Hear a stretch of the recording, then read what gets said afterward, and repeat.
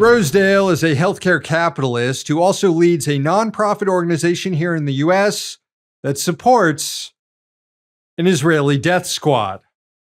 Yeah. Credit to The Intercept's Akela Lacey for first exposing this fucked up story. So yeah, Rosedale made his fortune as the founder and CEO of Communicare Health Services, which operates more than 100 clinics and rehabilitation centers in 7 states. It's a company notorious for labor abuses.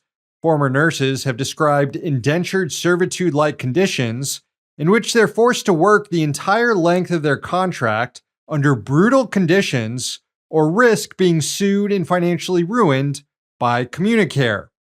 The stay or pay agreements, as they're known as, have been deemed by the National Labor Relations Board General Counsel to violate labor law. The company has also been busted for not paying earned overtime to workers. But all that's for another day, because that fortune Rosedale amassed exploiting workers and patients in the healthcare industry is now being spent assisting Israel's genocide in Gaza.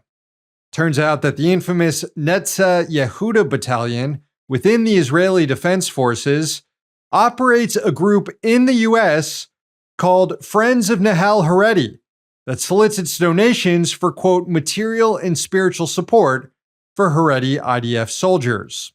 And Rosedale leads the group.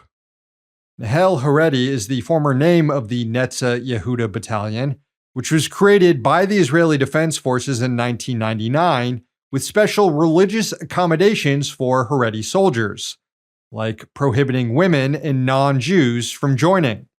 It's since gone on to be infamous for committing crimes against humanity. That includes harassing a 78-year-old Palestinian American, Omar Assad, at a checkpoint in 2022, kidnapping him and leaving him for dead after he had a heart attack from all the induced stress. The group has also been involved in a crime spree across the West Bank, where it primarily operates, including murders, torture, assaults, and arbitrary detentions. The Netzah Yehuda is so infamous that it caught the attention of State Department bureaucrats who recommended that the battalion be sanctioned and prohibited from receiving U.S. weapons in order to comply with the Leahy Law. That was according to ProPublica.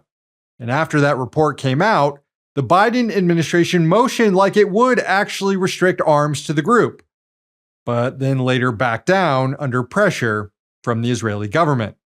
So I guess Rosedale can keep raising money for these monsters and still somehow be accepted in polite company. Rosedale also lends material support to the larger apartheid and genocide regime as a major supporter of Israel's effort to influence U.S. politics. As The Intercept reported, he's given a total of $33,500 to AIPAC and its political action committees this cycle, including $10,500 to AIPAC's regular PAC and $25,000 to its super PAC, United Democracy Project, which is financing challenges to progressive Democrats who don't sufficiently align with Israeli interests. AIPAC is planning to spend tens of millions of dollars to unseat Reps Jamal Bowman and Cori Bush. And Rosedale has also contributed to individual campaigns of AIPAC-backed candidates. He spent over $500,000 influencing U.S. politics since 2009, according to The Intercept. Which, by my count, means he has too much goddamn money. You know, we've covered a lot of oligarchs engaged in some pretty nasty business in this segment over the years, but this is a first. Stephen Rosedale couldn't just spend his fortune buying yachts or something. He had to also help finance a foreign death squad, which is why he's this week's Rich Dick.